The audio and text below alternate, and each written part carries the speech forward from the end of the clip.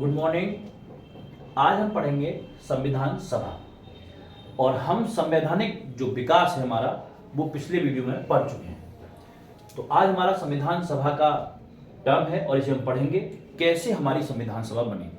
हम सबसे पहले बात इस बात की करते हैं कि ये संविधान सभा की जो डिमांड है, जो मांग है, वो सबसे पहले कहां से उठे और कैसे उठे। हम आपको बताना चाहते हैं कि हमारे देश में जो वामपंथी आंदोलन था, जो कम्युनिस्ट मूवमेंट थी, उसके उस समय पर जो सबसे बड़े लीडर थे जिनका नाम था एम.एन. राय। एम.एन. राव वामपंथी आंदोलन के सबसे बड़े लीडर थे और इन्होंने 1934 में संविधान सभा के गठन की मांग की थी। ये चाहते थे कि भारत में एक स्वतंत्र संविधान सभा बने और वही संविधान सभा देश का संविधान बनाए। पहली मांग 1934 में एम.एन. राय ने शुरू की, जबकि ऑफिशियली यानी कागजों में आधिकारिक रूप से 1935 में यही मांग कांग्रेस पार्टी ने की। यानी कांग्रेस पार्टी भी वही चाहती है जो राव साहब चाहते हैं, बल्कि राव साहब कम्युनिस्ट आंदोलन के लीडर हैं और कांग्रेस पार्टी एक लिबरल विचारधारा की पार्टी रही और यह भी चाहती है कि 1935 में कि हम भी यही चाहते हैं कि संविधान सभा जो है वो ऑफिशियली हो। उसके बाद 1938 में नेहरू जी ने भी यही डिमांड की कि भारत की जो संविधान सभा है वही भारत का संविधान लिखेगी, भारत का संविधान स्वीकार करेगी। इसको सैद्धांतिक रूप से एक टेम्परेरी तौर पर इन्होंने स्वीकार कर लिया और इसको हम भारत में अगस्त प्रस्ताव के नाम से भी जानते हैं। अगस्त प्रस्ताव जो 1940 में आया उस नाम से भी हम जानते हैं। इसको स्वीकार किया गया। उसके बाद 1942 में यही मांग क्रिप्स मिशन के द्वारा हमारी स्वीकार की गई, लेकिन द्वितीय विश्व युद्ध के बाद इस संविधान सभा को स्वीकार किया जाना था। अंतिम रूप देने के लिए ब्रिटिश सरकार की तरफ से एक कमीशन भारत भेजा जाता है, जो कमीशन 1946 में भारत आया। इसको बोलते हैं कैबिनेट कमीशन या कैबिनेट मिशन। 3 लोग भारत आए थे इसमें, हम जानते हैं तीनों लोग कौन कौन थे। एक थे मिस्टर ए.बी. अलेक्जेंडर, ये भारत आए थे और ये तीनों के तीनों लोग जो हैं संविधान सभा का निर्माण करने के लिए, जो हमारी संविधान सभा बनने वाली थी उसके लिए भारत आए थे। दूसरा था पैथिक लॉरेंस और तीसरे थे मिस्टर स्टैफोर्ड क्रिप्स। ये 3 सदस्य इस कमीशन में शामिल थे। मैंने आपसे क्या कहा, मेरी बात को फिर से सुनिए। मैंने कहा सबसे पहली डिमांड एम.एन. राव द्वारा 1934 में उठाई गई, जो संविधान सभा की मांग कर रहे हैं। यही मांग 1934 में कांग्रेस पार्टी ने और कांग्रेस पार्टी की तरफ से 1938 में नेहरू जी ने। ब्रिटिश सरकार ने अगस्त प्रस्ताव के जरिए इस जो ये डिमांड थी इसको हमारी को स्वीकार किया अगस्त प्रस्ताव के जरिए। बाद में इसको प्रारूप देने के लिए, एक रूप देने के लिए 1942 में क्रिप्स मिशन भारत आया और इन्होंने ये बात उठाई कि इसको हम संविधान सभा को द्वितीय विश्व युद्ध के बाद स्वीकार करेंगे। संविधान सभा को प्रारूप देने के लिए और ग्राउंड लेवल पर, जमीनी स्तर पर उतारने के लिए 1946 में कैबिनेट मिशन भारत आया, जिसमें 3 मेंबर थे। अब जो कैबिनेट मिशन है उसने जो पॉइंट दिए, जो सुझाव दिए, वो पॉइंट क्या क्या थे, हम उन पर थोड़ी सी आपके साथ चर्चा करते हैं। उनमें पहला पॉइंट था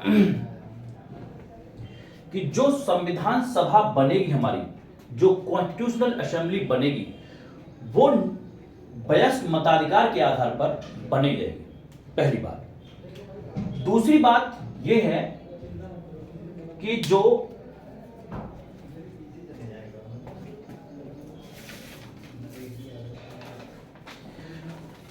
असेंबली बनी है उसमें जो मेंबरान हैं, जो सदस्य हैं, उनकी संख्या 389 है, 389। यानी संविधान सभा में टोटल जो मेंबर होंगे, जो सदस्य होंगे, वो होंगे 389 मेंबर होंगे। ये 389 मेंबर दो तरह से डिवाइड किए गए। कैसे कैसे? 296 मेंबर ब्रिटिश भारत से आएंगे, ठीक है, और ब्रिटिश भारत में भी ये भी दो तरह से विभाजित हुए। कैसे दो तरीके से हमने डिवाइड किया लोकेशन? इसमें से 292 लोग जो हैं वो 11 प्रांतों में, जो 11 स्टेट हैं, जो 11 राज्य हैं, ये वहां से चुने जाएंगे। और 4 जो राज्य हैं वो चीफ कमिश्नरी प्रांतों से चुने जाएंगे। जो 4 लोग हैं वो चीफ कमिश्नरी प्रांतों से चुने जाएंगे। और उसमें चीफ कमिश्नरी प्रांत 4 ही थे, दिल्ली, अजमेर, अजमेर को मेरवाड़ा बोलते हैं, अजमेर, कुर्ग और बलूचिस्तान।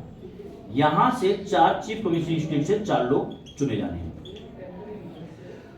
जबकि जो हमारे राजा रजवाड़े थे, मतलब ये कि जहां पे भारतीय राजाओं का जो शासन था, जिन्हें हम उस टाइम पे देसी रियासत कहते थे, ये देसी रियासत यानी प्रिंसली स्टेट जो हैं, यहां से 93 लोग चुने जाने हैं। सबको समान रूप से आरक्षण दिया गया। जैसे सिख, मुस्लिम और इनको छोड़ के जो भी थे हिंदू वगैरह वो सब, वो आए अन्य में, साधारण बोलते थे उस समय, वो आए इसमें। हमने आपसे क्या कही, हमारी बात को फिर से सुनिए। जो हमारा कैबिनेट मिशन कमेटी थी, उसने हमारी संविधान सभा की जो मांग थी, जो कॉन्स्टिट्यूशन असेंबली की डिमांड थी, उसको एक्सेप्ट कर लिया। और हमें क्या बताया गया कि पूरी संविधान सभा में 389 लोग आएंगे। ये 389 लोग दो तरह से विभाजित किए, दो तरह से नियुक्त किए। 296 मेंबर ब्रिटिश इंडिया से, यानी जहां जहां अंग्रेजों का शासन है वहां से। इसमें से 11 राज्यों से 92 लोग, और 4 लोग जो हैं वो चीफ कमिश्नरी स्टेट से चुन के आएंगे। हमारे जहां राजा महाराजा का शासन है, जो देसी रियासत है, वहां से 93 लोग चुन के आएंगे। और सिख, मुस्लिम अन्य को जो है बराबर का प्रतिनिधित्व मिला। और ऐसे कहा जाए कि लगभग 10 लाख की आबादी पर एक व्यक्ति का चुनाव हुआ था। 10 लाख की आबादी पर तब यह संख्या निकल के आई 389। क्योंकि संविधान सभा का चुनाव होना है, इसीलिए संविधान सभा का चुनाव शुरू हुआ। संविधान सभा का चुनाव हुआ, तो चुनाव कैसे कैसे हुआ और कहां कहां से हुआ, कितने लोग चुने गए, किस पार्टी को कितनी सीटें मिली, हम इस पर बात करते हैं। देखिए, संविधान सभा के लिए चुनाव हुए थे वो हुए थे जुलाई और अगस्त में। जुलाई अगस्त 1946 में संविधान सभा के लिए चुनाव हुए थे, जुलाई अगस्त 1946 में। और जब चुनाव हुए संविधान सभा के, तो उस समय हमारे देश में 2 बड़े दल थे। एक थी कांग्रेस पार्टी और दूसरा था मुस्लिम लीग। कांग्रेस पार्टी और मुस्लिम लीग, ये 2 बड़े दल थे उस समय जब ये संविधान सभा बनी। कांग्रेस पार्टी को 208 सीटें मिली थी और मुस्लिम लीग को 73। इसके अलावा जो निर्दलीय लोग थे उनको 8 सीटें मिली थी। जो किसी पार्टी से मतलब नहीं था, जो निर्दलीय थे, जो इंडिपेंडेंट थे, उन्हें किसी पार्टी ने सपोर्ट नहीं किया, तो इसलिए ऐसे लोग जो है वो 8 थे। और बाकी जो 7 सीटें हैं वो बहुत छोटे छोटे, जैसे कम्युनिस्ट पार्टी हो गई, समाजवादी कम्युनिस्ट पार्टी हो गई, इन सब लोगों को एक एक सीट मिली थी। आपको मैं बता रहा हूं, जो ये चुनाव हुआ था ये मात्र 296 सीटों पर हुआ था, ना कि 389 सीटों पर। क्योंकि जो 93 लोग हैं, इन लोगों ने संविधान सभा के जो चुनाव थे उससे वो अपने आप को अलग कर दिया था। तो 296 सीटों में से 208 कांग्रेस पार्टी और 73 सीट जो है वो मुस्लिम लीग की आई थी, 8 सीटें निर्दलीय लोगों की आई थी। और इसके अलावा अगर हम बात करें इस बात की कि जो 7 लोग हैं वो छोटे छोटे दल थे, बहुत छोटे छोटे दल, एक एक पार्टी वाले लोग थे। ऐसे करके ये लोग चुनाव में जीते गए।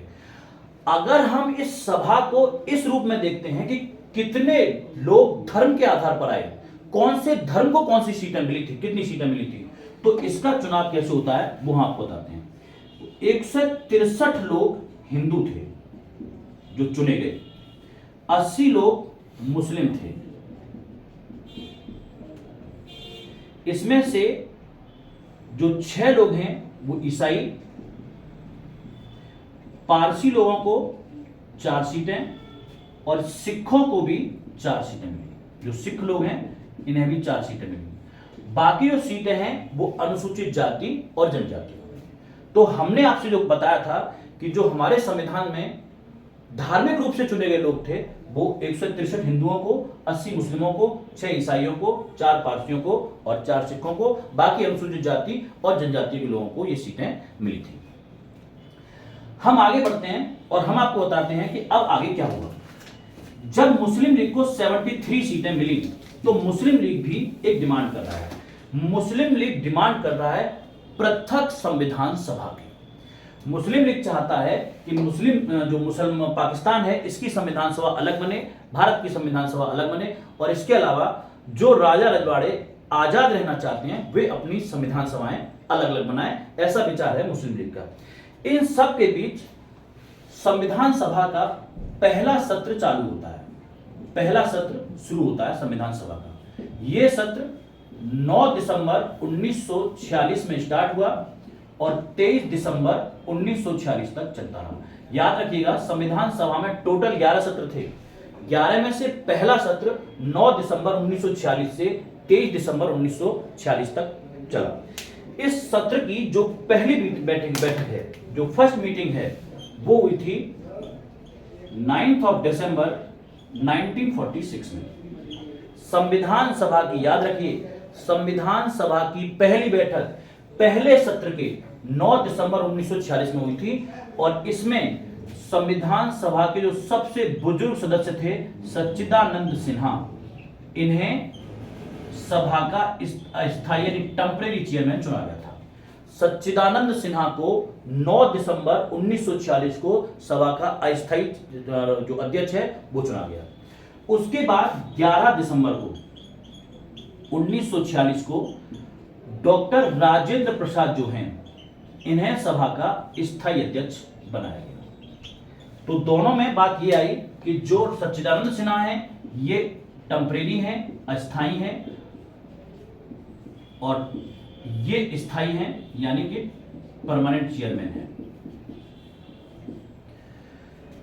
उसके बाद 11 दिसंबर 1946 को पंडित नेहरू जी ने उद्देश्य प्रस्ताव पेश किया, यानी ऑब्जेक्टिव रेजोल्यूशन पेश किया, उद्देश्य प्रस्ताव, और इसी के साथ संविधान बनाने का काम शुरू होता है।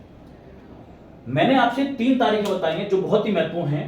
पहली 9 दिसंबर 1946 को इस बैठक में सच्चिदानंद सिन्हा को अस्थायी अध्यक्ष चुनाया गया था, और याद रखिए इस बैठक में 296 लोगों का चुनाव हुआ था, लेकिन उस दिन जो दिन पहली मीटिंग हुई 211 मेंबरों ने हिस्सा लिया था।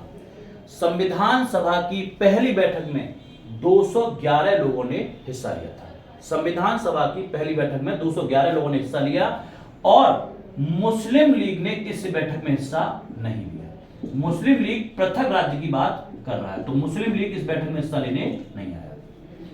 दूसरी बात, 11 दिसंबर को डॉक्टर राजेंद्र प्रसाद को स्थायी अध्यक्ष बनाया गया, और तीसरी बात जो ऑब्जेक्टिव रिजोल्यूशन है, जो उद्देश्य प्रस्ताव है, वो नेहरू जी द्वारा पेश किया गया 11 दिसंबर 1946 को। इसके साथ साथ इस संविधान सभा में 2 उपाध्यक्ष यानी 2 डिप्टी चेयरमैन बनाए गए, और 2 उपाध्यक्ष कौन से हैं मैं आपको बताता हूं। इसमें से जो पहले उपाध्यक्ष हैं वो हैं H.C. मुखर्जी, और दूसरे उपाध्यक्ष का नाम है V.T. कृष्णाचारी। ये संविधान सभा के दूसरे उपाध्यक्ष हैं। ठीक, ये सवाल बहुत बार पेपर में पूछा जाता है कि संविधान सभा में कितने उपाध्यक्ष थे। याद रखेंगे 2 उपाध्यक्ष थे, H.C. मुखर्जी और V.T. कृष्णाचारी। इसी के साथ साथ जो ऑब्जेक्टिव रेजोल्यूशन में पास हुआ तो संविधान सभा ने काम करना शुरू किया, और सब इसमें छोटी छोटी और कई बार बहुत महत्वपूर्ण समितियां बनाना शुरू हुई। तो बहुत ज्यादा जो समितियां बनी, टोटल जो संविधान सभा में समितियों की संख्या थी वो 22 समितियां थी। इसमें से 10 बड़ी थी, मुख्य थी, और 12 छोटी छोटी समितियां थी। और याद रखिए संविधान सभा में महिला सदस्यों की संख्या जो है ये सबसे महत्वपूर्ण है। महिला सदस्य आपसे पूछा जाता है कि संविधान सभा में महिलाएं कितनी थी, तो पूरी 15 महिलाएं थी बेटा। संविधान सभा में महिला सदस्य संख्या 15 थी। नाम जानना चाहेंगे आप लोग? राजकुमारी अमृत कौर, मालती चौधरी, कमला चौधरी, पूर्णिमा बनर्जी और दस्यन जो हैं ये थी, और एक थी बेलयुद्धन, और ऐसे करके कुल मिला के 15 महिला सदस्यों की संख्या थी। ठीक है।